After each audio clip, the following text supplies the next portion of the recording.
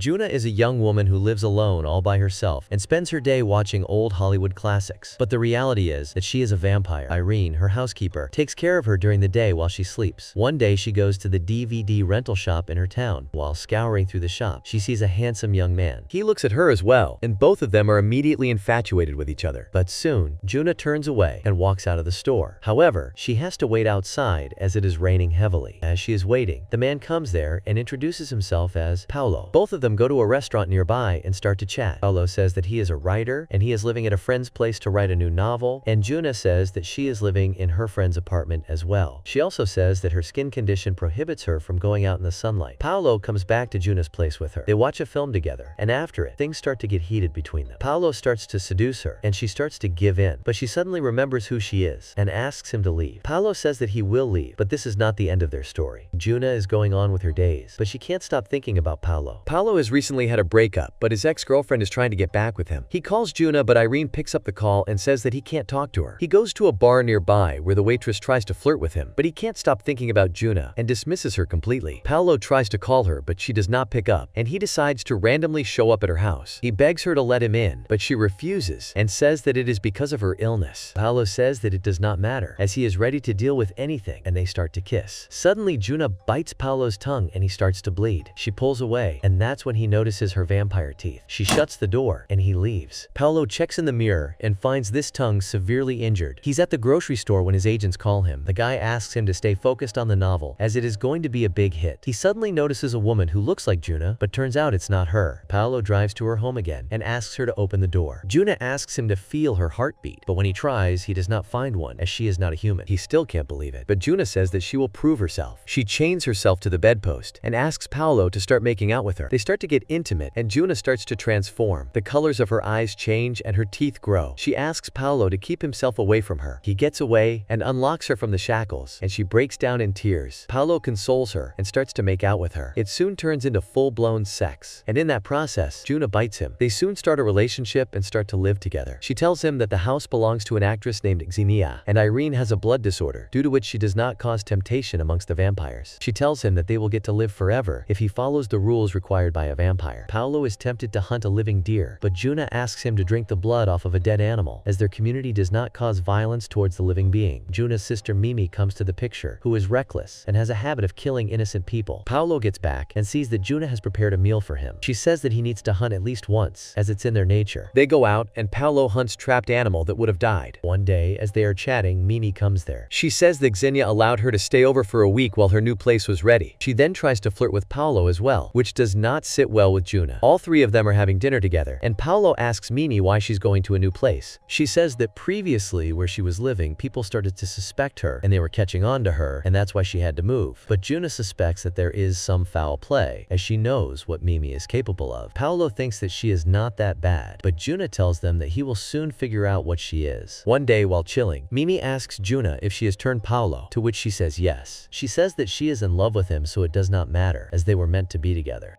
Mimi snaps and says that she is no different than hers, as she also turned Paolo into a vampire, and he has to face the consequences of it. Juna calls Xenia and tells her that Mimi can't stay with them, as she is going to create some trouble for everyone. Xenia requests her and tells her just to bear Mimi for a week, and after that, she will be back, to which Juna agrees. One day at dinner, Paolo tells Juna that he has saved some money and they should move somewhere else and start a new life. Although Juna is apprehensive at first, she still gives it a chance. One night, Mimi goes to a pub and seduces a guy there. She takes that guy outside of the bar and inside a secluded alley. They start to make out, but soon, Mimi rips his neck and kills him. Juna and Paolo start to get intimate as well, but soon, Juna falls weak. Both of them then go out to hunt, and they feasted on animal blood. Paolo is burying the dead animal when Mimi comes there and starts to flirt with him. He completely dismisses her, but she is very persistent and tells him that he will give in to his weaknesses. Juna and Paolo go to a party at Xenia's place. They get introduced to more vampires who are from around the world, and everyone seems to be really warm and welcoming towards Paolo. Things are going smoothly when Mimi comes there as well. Xenia has arranged synthetic blood for everyone in the party, but they are all worried as all their resources are finishing. Everyone seems to be frustrated with humankind, as they will never include vampires as a part of society. Suddenly, they notice that Mimi has left the party. Mimi has brought a couple back home and started to have a three-way with them. Juna gets back and tells the couple to leave and says that Mimi has a medical condition and should not be engaging in sexual intercourse. The couple immediately runs away from there. They are waiting outside as they cannot get an Uber. Suddenly, they hear some noises coming from the woods woods, and the guy goes to check. The girl hears him scream and tries to run away from there, but Mimi runs behind her, and the moment she gets a hold of her, she kills her as well. The cab driver comes to the house and asks if somebody booked an Uber. Juna figures out what Mimi has done and goes to confront her. She asks her to stay out of her life, but Juna grabs her by the throat and picks her up against the wall. She is so powerful that Juna pisses herself, and Mimi leaves from there. Paolo's agent Ben is going to meet Paolo as he is getting pressured by the publishers. He goes to a bar where the waitress tells him that Paolo has been living with Juna. He goes to their place, which completely shocks Paolo. All of them start to have dinner, but Juna keeps on getting distracted by the fresh blood present there. Ben is really happy to see Paolo in this new version. He tries to get up from the table, but he is too drunk and asks them if he can crash for the night. Although Paolo is not sure about it, Juna says that it's alright and asks him to crash in the guest bedroom. At night, when Asks is getting ready for bed, he hears someone opening his door. Juna gets up in the morning and goes to check on Ben, but sees the bedroom empty. She then finds his clothes hidden under the bed, drenched in blood, and figures that Mimi had something to do with it. Juna immediately calls Xenia and asks her to get rid of Mimi. She says that Mimi is hunting people and leaving them to resurrect, but when Xenia asks her for proof, she says that she does not have one. Xenia says that without proof she can't do anything, and it's just a couple of days after which Mimi would be on her own path. It is the night of Xenia's Broadway play. Juna and Paolo congratulate her on the spectacular show when Mimi comes there as well. Paolo tries to stay focused but keeps getting distracted by the human presence. There is a crazy young fan of Xenia waiting outside for her autograph. Xenia goes to her car and Mimi notices the young girl. She tells her that if she wants, Mimi can arrange for her to meet Xenia in person and her lifelong dream would come true. One day, as Paolo is taking a shower, Mimi comes there. She starts to seduce him and he fails to refuse, and they end up having sex, after which Mimi says that she did what she promised to do. Paolo starts to pack his things and tells Juna that Xenia has arranged for them to leave the country immediately and they can fly to Rome. Mimi is taking the girl to Xenia's flat. The girl asks if Xenia would be upset about her coming in, but Mimi says that she does not know anything about it yet. They go to Xenia's place, but she seems to be shocked to see the young girl there. They start to chat, but Xenia takes Mimi away in the kitchen. She says that Mimi was wrong for bringing the girl in, as she is the virgin teenager, and it is almost impossible for her to control her thirst around someone like that. Mimi says that they will get out as soon as the drink is finished. They get inside the drawing room, and the girl thanks Mimi for picking her from the crowd. Xenia figures that it was Mimi's trick all along, and she did it intentionally. Mimi offers the girl a glass of water, but she cuts her lip in it as the glass is chipped, which Mimi did intentionally. Xenia completely loses her control and starts to transform. She asks the girl to stay until the bleeding stops, and Mimi leaves them together inside the apartment. Xenia then attacks the girl, drinks all her blood, and leaves her dead. Mimi gets back inside and says that she will not mention this to anyone, but the only condition is that she will live with Juna and Xenia will support her as well. Paolo says that before they start their life together, he needs to come clean to Juna about something. He then says everything that happened between him and Mimi. Juna is heartbroken but says that she has something to confess as well. She says that it was not Mimi but her that killed his agent Ben. Mimi's driving back to the house, but suddenly a deer comes in the way and she crashes against a tree. She gets out of the car but is terribly injured to walk back home. She tries to drag herself, but the sun starts to come out and she slowly starts to burn. Irene comes there at that moment and Mimi begs her to save her life, but she does not do anything about it and watches Mimi burn to death in front of her. Juna and Paolo are all ready to leave for Rome and start a new life there. They thank Irene for taking care of them, but suddenly notice Mimi inside a garbage bag. Irene says that she will take care of her and bids both of them goodbye. Paolo and Juna kiss in the hopes of finding a fresh start. So that was the recap for the 2012 movie Kiss of the Damned. For more movie recaps like this, stay subscribed to the channel and check this video out as well.